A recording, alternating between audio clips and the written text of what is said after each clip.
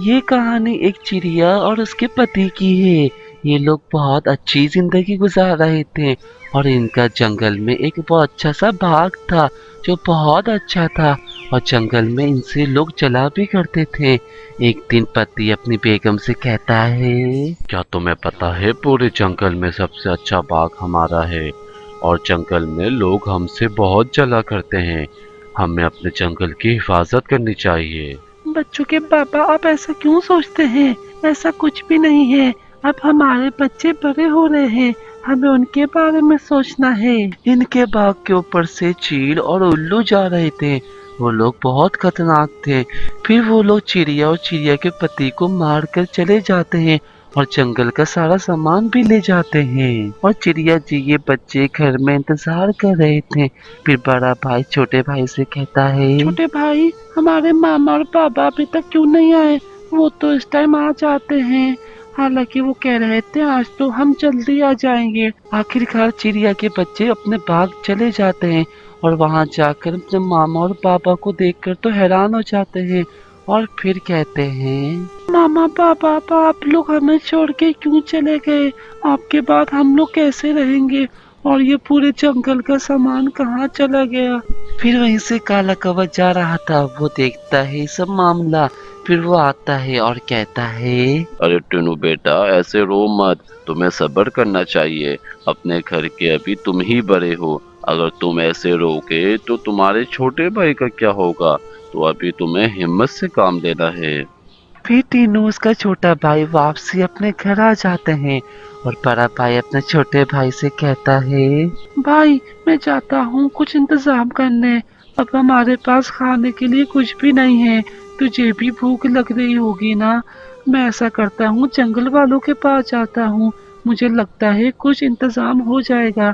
तू अल्लाह मियाँ से दुआ कर। फिर तीनों बेटा कौवा और कवि के पास चला जाता है और वहाँ जाकर कहता है, कौवे अंकल, आप तो हमारे बहुत पुराने दोस्त हैं। आपको तो पता है हमारे मामा बाबा दुनिया से चले गए। हमारे घर में खाने के लिए कुछ भी नहीं है। तो आप हमारी कुछ मदद कर देंगे तो हमें खुशी होगी और मुझे पता है आप हमें मायूस नहीं करेंगे। अरे बच्चे, हम लोग दोस्त जरूर हैं, पर इसका मतलब ये तो नहीं है ना हम तुम्हारी मदद करें। और रही बात, हमारे पास तो खुद नहीं है कि हम तुम्हारी मदद करें। हम तो खुद तुम्हारे मामा और बाबा जी से लेते थे। तुम ऐसा करो, दूसरी तरफ जाओ जंगल में, वहाँ तुम्हारी अच्छी मदद हो जाएगी।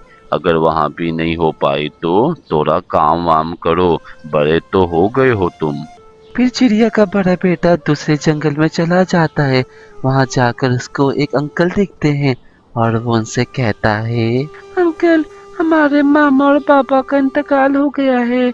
उनको उल्लू और चिल ने मार दिया है और वो हमारे बाग का सारा सामान ले गया है। अब हमारे पास कुछ भी नहीं है। आप हमारी कुछ मदद कर सकते हैं? बेटा, ये तो बहुत गम की बात है। मुझे सुनकर तो बहुत अफसोस हुआ और पूरे जंगल में कोई भी मेरे पास नहीं आता। तुम मेरे पास आए, मुझे बहुत खुशी हुई है। मैं तुम्हें ये चीज देता हूँ, इसको अपने बाग में डाल देना।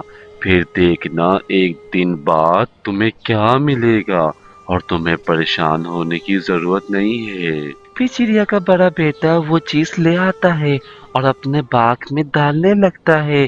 तो फिर वो वापसी घर जाता है और अपने छोटे भाई से कहता है, अरे मेरे छोटे भाई, मैं खाना तो नहीं ला पाया, बस तुम्हें एक दिन इंतजार करना पड़ेगा।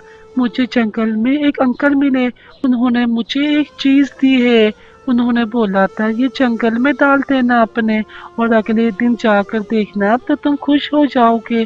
तो हमें एक दिन इंतजार करना पड़ेगा। अरे भाई, मैं बर्दाश्त कर लूंगा। आप मेरे लिए कितना कर रहे हो। अल्लाह पाक आपको खुश रखे। किसी तरह बस ये दिन गुजर जाए। फिर वो दिन गुजर ही जाता है। जब वो अगले दिन बाग जाते हैं तो वो पहले की तरह वैसा हो जाता है। हर जगह फल और दरख्त आ जाते हैं। फिर बड़ा भाई कहता है, मेरे छोटे भाई, देखा, आपकी मेहनत जाया नहीं जाती। हमारे मामा और बाबा ने हमारे लिए कितनी मेहनत की थी। अल्लाह पाक ने वो आज सब वापसी कर दिया। देखा, कभी भी मायूस नहीं होना चाहिए जिंदगी में, हमेशा अल्लाह पे भरोसा करना चाहिए। तो दोस्तों, इस चैनल को सब्सक्राइब करो, वीडियो को लाइक करो, कमेंट्स दो।